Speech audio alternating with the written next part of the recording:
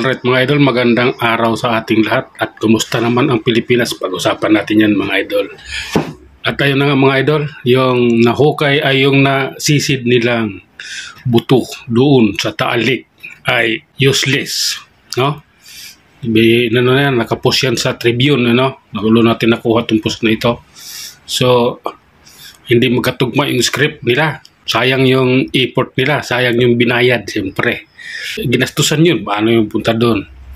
Diba? Hindi na magkatugma, magkaiba ang kanilang version. Kaya nagkaganito. Saan ka makakita ng taon nilagay sa sako, after ilang taon yung sako bago pa rin. Diba? Kasi alam niyo mga idol, pag yung sako nababad sa tubig, malayo lang yung 6 na buwan yan, durog yan, natutunaw yan yun mo, inabot ng taon, puti yung sako, walang kaano-ano, nakakatawa lang dahil yung mga pinagagawa ng administrasyon na ito, puro katarantaduhan, puro kalukuhan. Yan na yung ebidensya, talbon, useless, no DNA found, di ba? Ano yun? Ano pa i-explain nila? Ano pang ano nila? Kasi lahat ng yan, ginagawa nila yan para ang sisi, ang bagsak ng ginagawa nilang yan ay kay Duterte. Isisisi. Si Duterte ang may kasalanan. Duterte ang may gawa. Di ba?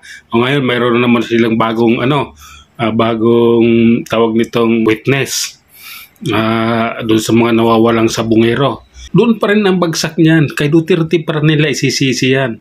Lahat ng mga nangyayaring ganyan, kay si Duterte pa rin ang may kasalanan dyan. Dahil yun ang tumbok nila. Iisa lang yung script nila. Iisa lang yung gusto nilang mangyari.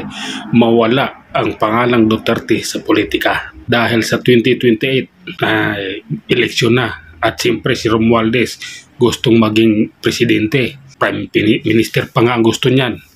Yun lang nasa isip ng mga yan. Ang manatili sa katungkulan or yung isang nangangarap ay makaupo sa katungkulan, sa pinakamataas na katungkulan sa bansa. At ang gagawin para mangyari yon ay tanggalin o alisin ang pangalang Duterte nang sa ganon. May pag-asa siya dahil yung kumilik, hawak nila. Yung kumilik, hawak nila sa liig. Akalain mo yung nanalo, tinanggal, pinaupo yung natalo.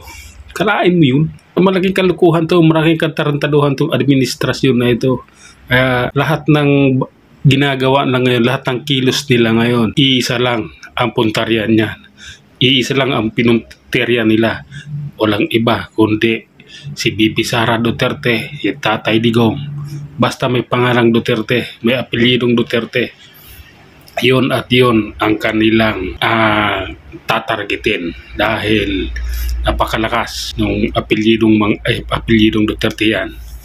Yan ang kinatakutan nila sa politika sa panahon ngayon dahil matunog na matunog yan kahit saang lupalop ng bansang Pilipinas. Kahit sa ibang bansa, matunog na matunog ang pangalang Duterte. Kaya takot na takot sila sa pangalang Duterte. Kaya lahat ng paraan, lahat ng paninisi, ibibigay nila dyan. Ilalag doon. Si Duterte lahat may kasalanan. Pati pagpatay kay Rizal, pati pagpatay kay Aquino, isisisi nila yan kay Duterte. Tandaan ninyo yan. Hanggang sa muli mga idol, maraming salamat. DDS Vlogger, DDS Supporter, comment.